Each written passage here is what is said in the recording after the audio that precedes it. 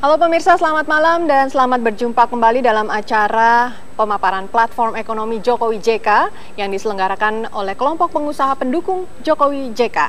Acara ini bersifat independen dan bertujuan untuk memberikan kesempatan bagi Anda, pemirsa, untuk mengetahui arah kebijakan dari perekonomian pemerintahan yang baru di bawah kepemimpinan calon presiden dan calon wakil presiden Jokowi Yusuf Kala. Namun sebelum kita menyaksikan bersama-sama platform ekonomi Jokowi JK, ada catatan-catatan penting yang perlu menjadi perhatian presiden mendatang. Dan catatan-catatan penting ini disampaikan oleh 3 orang pakar ekonomi.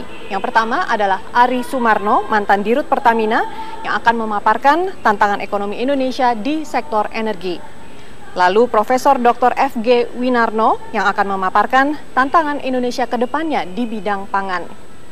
Dan Dr. Ferdinand Nainggolan MBA yang akan memaparkan pemikiran strategis di bidang logistik dan infrastruktur. Pemirsa, marilah bersama-sama kita simak pemaparan platform ekonomi Jokowi JK. Baik, Assalamualaikum warahmatullahi wabarakatuh. Selamat malam Ibu-Bapak sekalian. Bapak Ibu sekalian, malam ini saya kira kita tidak berada pada sesi yang berjarak. Karena pembicara kita dan calon presiden yang diajukan oleh komunitas di sini adalah yang berasal dari komunitas ini juga. Pak Jokowi dan Pak JK adalah sama-sama seperti Anda pengusaha dan sama-sama profesional. Oleh karena itulah maka tadi disampaikan oleh Prof. Anwar Nasution, kebijakannya dijamin akan business friendly. Saya kira ini adalah hal-hal yang mendasar yang perlu kita bicarakan pada malam ini. Oleh karena itu, tanpa membuang waktu, sudah hadir 3 panelis di sini dan saya kira Anda sudah sangat jelas siapa saja. Yang pertama adalah Bapak Ari Sumarno yang selama 31 tahun bergelut di Pertamina, yang terakhir tampil sebagai CEO Pertamina dan dengan berani melakukan transformasi besar-besaran di Pertamina. Oleh karena itu, mari kita dengarkan Pak Ari Sumarno akan menjelaskan mengenai analisanya, pandangannya mengenai energi ke depan. Kita beri aplaus yang meriah untuk Bapak Ari Sumarno.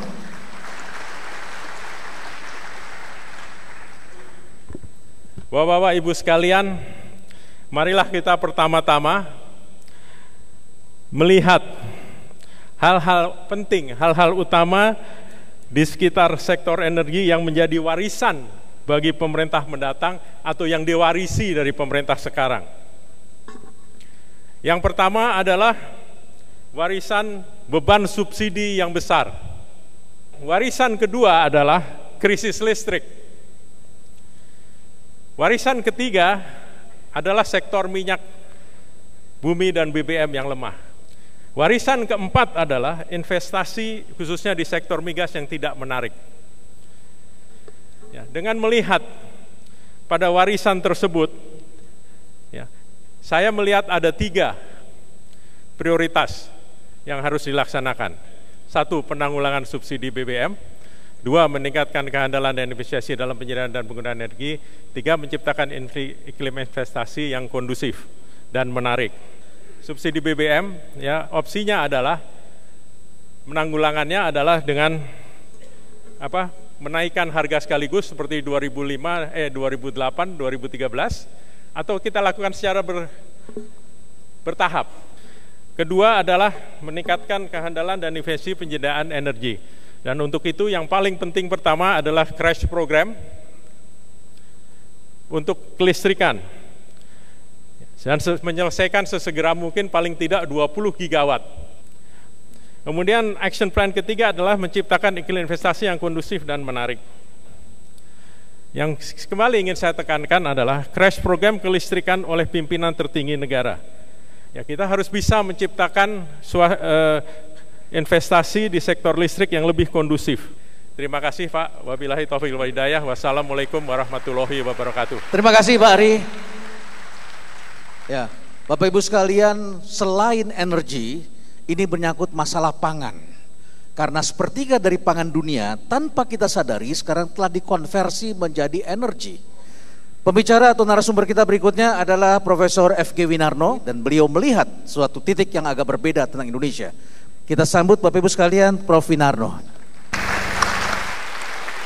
Kita kaya raya, Indonesia merupakan pusat biodiversifikasi dunia nomor 2 terbesar setelah Brasil.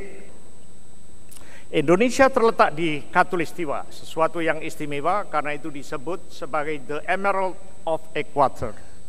Hutan, gunung, sawah, lautan, simpanan kekayaan. Mengapa negara yang kaya raya ini rakyatnya merana dan tetap miskin? Indonesia masih mengimpor beberapa kebutuhan dasar manusia. Relatif kita itu baru bisa menghasilkan 25%. 70% diimpor dari luar negeri, dan kita menurut undang-undang harus berdikari bisa menyediakan sendiri dalam negeri pangan-pangan yang dibutuhkan oleh masyarakat. Indonesia mengalami gizi buruk 16%, itu berarti 36,7 juta gizi buruk. Hal-hal kasus gizi buruk yang terendah, yang sangat merana, marasmus, kwashiorkor, terdapat di Indonesia dan khususnya di bagian-bagian wilayah Indonesia bagian timur. Indonesia negara bahari, dan saya mohon beberapa menit saja, saya berpendapat kita harus mengarahkan kembangnya layar ini ke arah timur agar kemajuan bisa merata. Terima kasih, kita beri aplaus untuk Prof. Winarno, terima kasih.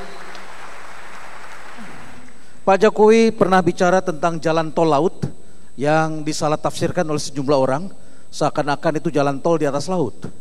Padahal Indonesia sudah disampaikan tadi adalah negara kepulauan yang tentu saja bagaimana kita membangun infrastruktur di dalamnya, yang tentu saja penjelasannya mengapa banyak orang yang sekarang bertanya jeruk mandarin harganya jauh lebih murah daripada jeruk brastagi.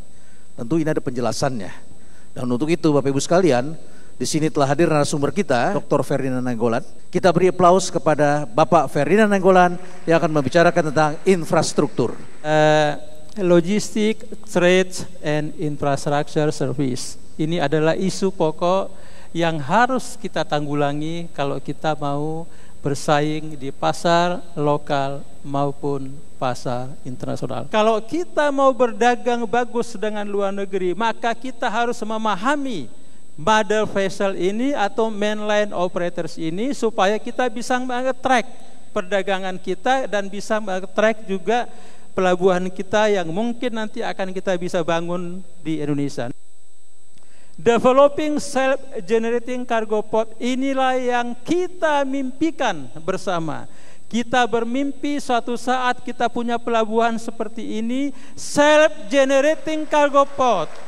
We do not need to send our product to Singapore because we have enough cargo. Kita punya kargo 40 juta metric ton. Why should we go to Singapore? Kita lihat bahwa model daripada logistik kita parsial. Ada ship, train, trucks, dan air cargo. Maka ke depan Bapak Ibu sekalian, kita harus memikirkan intermodal transportation. Jadi ada integrasi antara ship, train, truck, dan air cargo.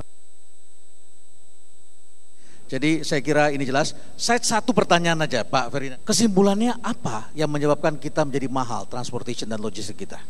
Yang pertama, kita tidak punya infrastruktur yang cukup. Terutama kita tidak punya pelabuhan hub and spoke yang besar, sehingga kapal-kapal besar tidak mungkin masuk ke tempat kita. Baik, oke, terima kasih Pak Ferdinand. Bapak Ibu sekalian, sekedar kesimpulan dari apa yang disampaikan. Yang pertama, tadi kita sudah bicara tentang energi. Pak Ari Sumarno mengingatkan pentingnya Presiden yang akan datang, Pak Jokowi JK, yaitu benar-benar menanggulangi masalah pasokan listrik. Ya, kemudian yang kedua adalah efisienkan investasi migas dan tangani atau tanggulangi subsidi dengan mempertimbangkan berbagai aspek, ya, terutama berbagai hal yang menekan belakangan ini menjadi suatu pilihan yang perlu dipertimbangkan. Kemudian kita sudah melihat dari Prof. Winarno yang menyampaikan masa depan pangan kita itu adanya di laut, di lautan. Dan terakhir adalah semua ini terkait dengan transportation cost yang sangat mahal di negeri kita, yang perlu ditata kembali, yang tentu saja perlu penanganan yang lebih serius. Tapi terlebih dari itu semua, Bapak Ibu sekalian, siapapun juga bisa memberitahu, ya, poin-poin seperti hal ini. Yang paling penting itu justru adalah siapa dan bagaimana memimpin negeri ini. Bukan semata-mata apanya, tapi bagaimana dan siapa memimpin menangani masalah-masalah mendasar. Pak Ari Sumarno dalam penutupnya tadi menyebut satu kata, jangan khawatir melakukan micromanagement. Karena disitulah letak kebobrokan birokrasi kita dapat diketahui oleh seorang pemimpin. Saya justru sangat mendorong Pak Jokowi, Pak JK, teruskan belusuan Pak. Teruskan Pak belusuan. Karena disitulah kita mengetahui apakah kebijakan-kebijakan yang dijalankan di atas benar-benar mampu berjalan di bawah. Jangan khawatir karena mereka hanya sinis, ya, tetapi semua itu adalah benar adanya. Terima kasih Bapak Ibu sekalian. Kita beri aplaus kepada ketiga pembicara. Pemirsa, sesaat lagi kita akan saksikan bersama pemaparan platform ekonomi yang diusung oleh pasangan Jokowi JK dan disampaikan langsung oleh calon Presiden Jokowi. Untuk itu tetaplah bersama kami di Metro TV.